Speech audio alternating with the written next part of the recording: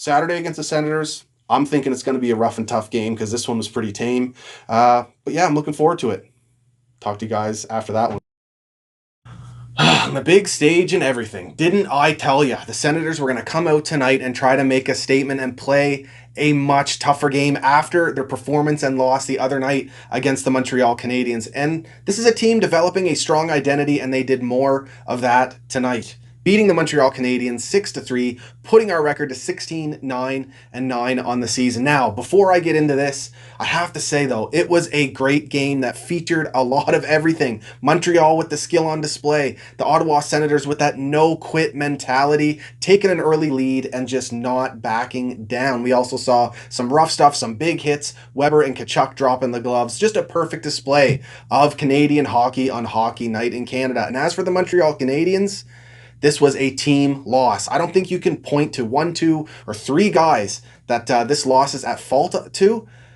This was a team loss, no doubt. Lots of mistakes being made on the ice, and we didn't quite get the timely saves from Carey when we needed them. However, we got a big game against the Edmonton Oilers on Monday. The Habs have to rebound quick. Every point is important in this North Division, so hopefully we see these guys play a much tighter game Monday, and we'll also see the debut of Eric Staal. But we'll get into that after getting through this game. Early, Brendan Gallagher with a kind of a bad penalty.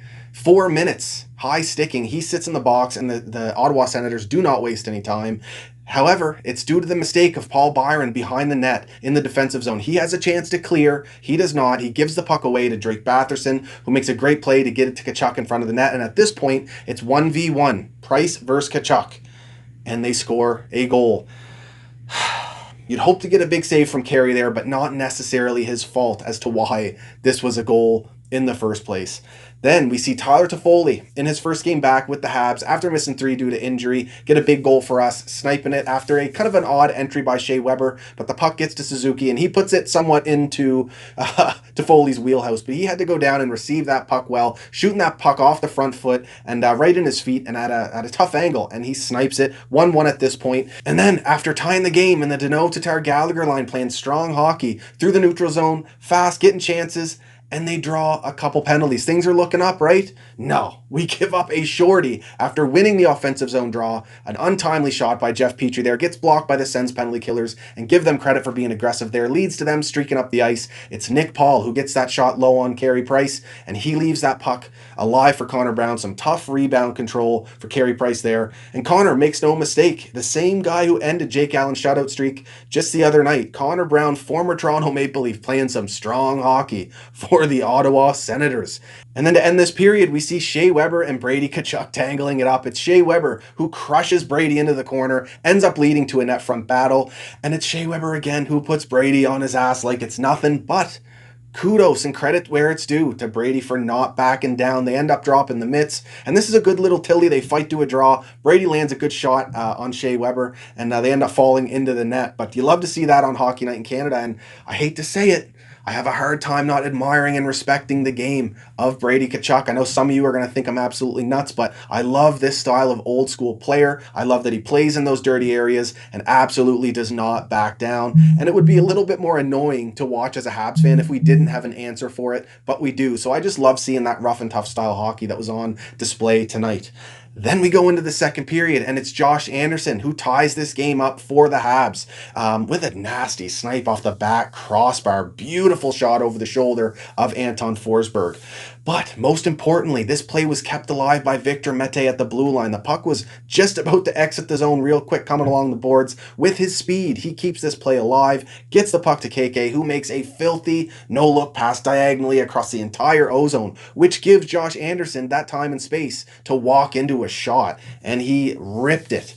Beautiful goal to tie it up. However, it's Dadonov with 2 straight after that, and the first one, great tip in front of the net after a strong shot by Thomas Chabot, feeding that puck through traffic, and Dadonov with a solid deflection. The next one, it's Artem Anisimov in behind the net in the O-zone. He draws in those defenders, and Kotkaniemi gets drawn completely out of position, leaving Dadonov alone. Anisimov finds him there, and he snipes one past Carey Price. So like I was saying, it's a bunch of different guys here making mistakes, and I'm not through them all yet, but you can't blame this game on 1, 2, or 3 different players. Absolutely a team loss. Now, also got to give credit where it's due. Montreal didn't give up. They continued to fight, continued playing a very creative offensive game. I like the chances they got on net, and they threw a lot of rubber toward Anton Forsberg, who was playing his first game with the Senators after being claimed by the from the Winnipeg Jets. So credit where it's due there. He played a really strong game, and that's got to be a relief to the Ottawa Senators,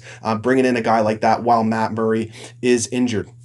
Makes it a lot easier to play when you know you're going to get a good start from your goalies back there. But he did let in another one, and it's Josh Anderson. After an ozone draw by the Habs, they get a shot on net. Puck finds its way to Weber, and Suzuki's in a great spot on the half wall for Weber to go down to him. He finds Josh Anderson, who then just powers it into the slot and forces that puck into the back of the net. Great game by Josh Anderson tonight.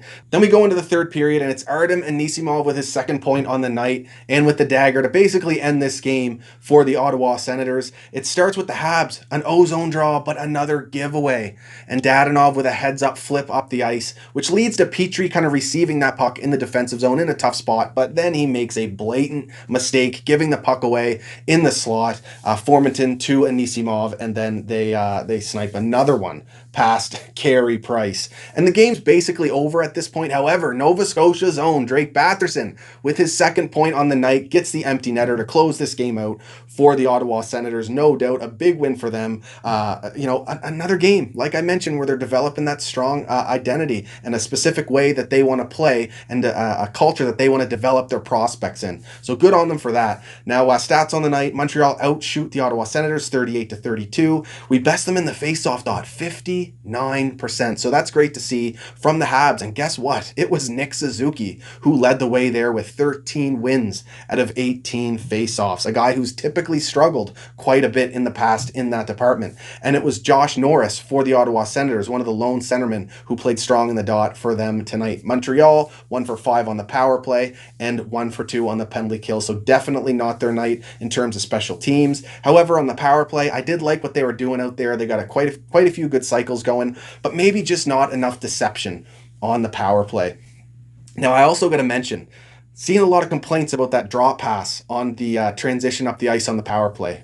All teams do it. Every single team makes that drop pass to try and stop up the defenders and get that entry. Now, the most important thing is that it's not the only thing the Habs are doing. They're actually being deceptive and trying a few different transition plays and entry plays up the ice. They'll try to carry it in. They'll try to wrap it around the boards. They'll do a dump in, but they'll also do that drop in play. I mean, that's what you got to do, because the defenders, it's all defensive quality players out there that you're facing, and they're good at their jobs. So that's just how it goes. So it's a strategy that all teams utilize. And hits 33-27 for the Montreal Canadiens tonight. You love seeing that physical play displayed on Hockey Night in Canada. And speaking of physical players, Josh Anderson led the Habs in ice time tonight with over 19 minutes. Now, the Habs centerman with the most time, Jesperi Kotkaniemi, and that's huge. Maybe the first game this season he's led centerman in ice time, and he's really getting his confidence going. He's winning his puck battles. It seems like the puck's glued to his stick on a lot of different plays. He's making some really nice heads up, tape to tape passes, short range and long range, and he's trying to utilize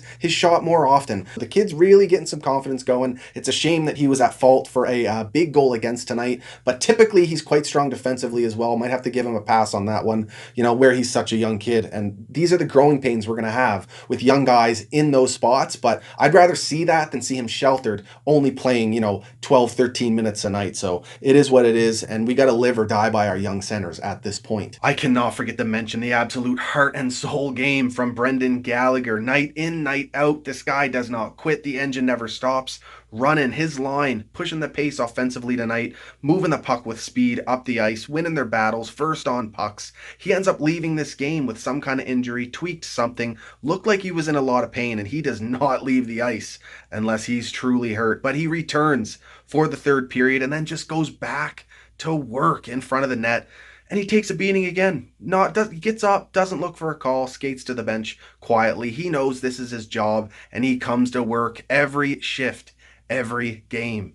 Another guy who had a really strong game for the Habs, but from the back end, was Victor Mete. He's taken the opportunity that Dom Ducharme is giving him, and he's rolling with it. I mentioned a while back, and some thought I was crazy, that Mete was a guy I'd look to, really rejuvenate his career under Dom Ducharme, and it's a wonder what confidence can do, and just allowing a guy to have some offensive zone time and letting the leash up a bit to get his skating going, and he's such a great skater. I love the way he kept a couple different plays alive tonight, like the goal that, or like the play that led to a goal, but he was just in general creating chances. His transition game is always there, but in the O-zone, I love that he was very, very involved tonight. Now, speaking of guys from the back end, but in the opposite sense, someone who struggled mightily was Jeff Petrie. He's having a real strong season. There's an argument that he could be our MVP, but tonight, and even in the last couple weeks, he's struggling, and there was talks about him being, top 3 in Norris, but it's nights like tonight that'll keep him out of that conversation. He was -5.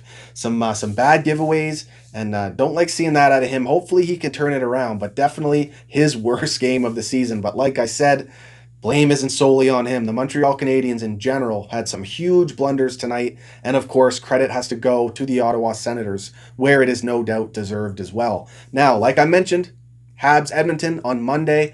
We've done a very good job shutting down Connor McDavid and Leon Draisaitl so far this season, but don't have to point out the obvious. They are going to be looking to light us up.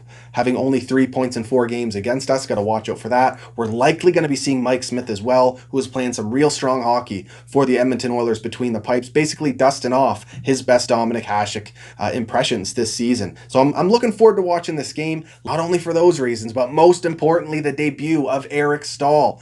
And where's he going to play? I would not be surprised to see him up with Suzuki, maybe share some of that center ice time with him, especially in the dot, where typically Suzuki struggles there, until a night like tonight where he had some major success. But would love to see some of Eric Staal's veteran poison skill in that top 6 as well. But they have the option to also have him share some time at center with Jake Evans, who again played a strong game tonight and continuing to look like he does not want to lose his spot on the roster. Me personally, I still think Lehkonen and Armia are the odd guys out. So you can play Eric Staal on that 4th line, maybe with between Perry and Evans. Habs got a lot of options and flexibility here, but let me know what you think, where Staal will play, and let me know what you thought about this game tonight against the Ottawa Senators down in the comments. And of course, if you're liking these videos, hit that subscribe button, the like button, and the bell for notifications. You can follow me on Twitter and Instagram @ScotianCanadian. Cheers, guys.